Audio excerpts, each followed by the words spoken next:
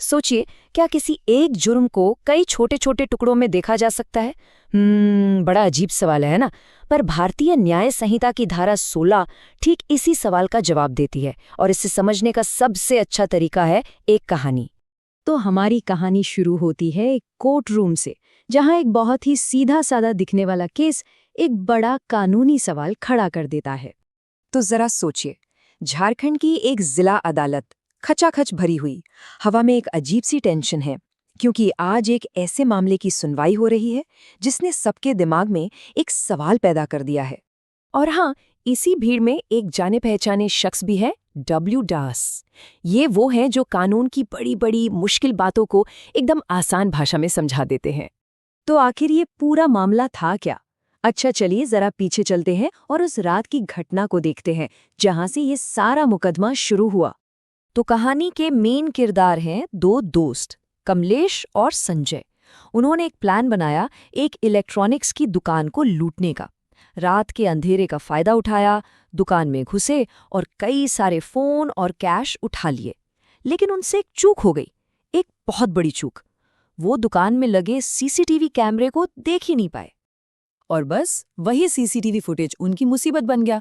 Police ने उन्हें धर दबोचा और मामला पहुंच गया अदालत। लेकिन कहानी यहाँ सीधी नहीं होती। अब कोर्ट में दो बिल्कुल अलग अलग दलीलों के बीच एक जबरदस्त टक्कर होने वाली थी। अब यहाँ पर मामला बड़ा दिलचस्प हो जाता है। देखिए, बचाव पक्ष के वकील का कहना था कि हाँ, उन्होंने चोरी की, लेकिन उनका इरादा किसी को फिजिकली हर्ट करने का नहीं था। वहीं दूसरी तरफ सरकारी वकील ने कहा, इरादा कुछ भी हो, चोरी तो चोरी है, ये एक संगीन जुर्म है और इसे नजरअंदाज नहीं किया जा सकता। अब इस बहस ने कोर्ट में बैठे लोगों को कंफ्यूज कर दिया। मतलब, कानून आखिर देखता क्या है? सिर्फ इरादा, या फिर जो काम किया गया है वो? ऐसे केस में कानून कहता क्या है असल में? और यहीं पर इस पूरे केस का सबसे दिलचस्प मोड़ आता है। इस सारी बहस का जवाब एक ही जगह छिपा है, भारतीय न्याय संहिता की एक खास धारा में, धारा 16।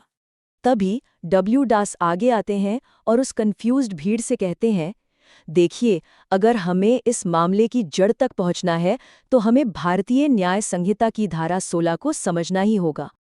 तो ये धारा 16 कहती क्या है? ये बहुत ही साफ साफ कहती है कि जब कोई जुर्म कई हिस्सों में होता है, मतलब उसके कई पार्ट्स होते हैं, तो कानून उसे अलग अलग करके नहीं देखता। नहीं, अदालत पूरे घटनाक्रम को शुरू से आखिर तक एक ही जुर्म मानती है। और जानते हैं ऐसा क्यों है? ताकि कोई भी क्रिमिनल अपने गुनाह को छोटे छोटे टुकड़ों में तोड़कर कानून से बच ना पाए।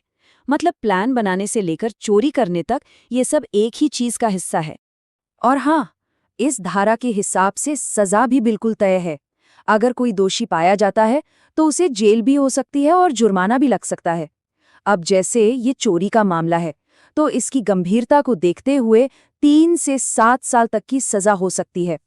तो चलिए अब आगे बढ़ते हैं और देखते हैं कि कानून की इस समझ ने आखिर में कोर्ट के फैसले पर क्या असर डाला।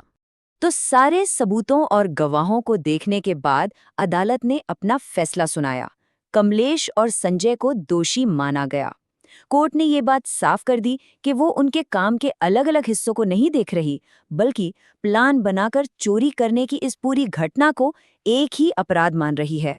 इस फैसले ने ना कोर्ट में मौजूद लोगों की आंखें खोल दी। उन्हें पहली बार समझ में आया कि न्याय सिर्फ किसी घटना के टुकड़ों को देखकर नहीं होता, बल्कि पूरी तस्वीर को देखकर होता है। ये उनके लिए कानून को समझने का एक बहुत बड़ा सबक था। तो आखिर में ये एक सवाल हमारे सामने आता है जो इस पूरी बातचीत का निचोड़ है। कानून किसी भी घटना को पूरी तरह से कैसे समझता है?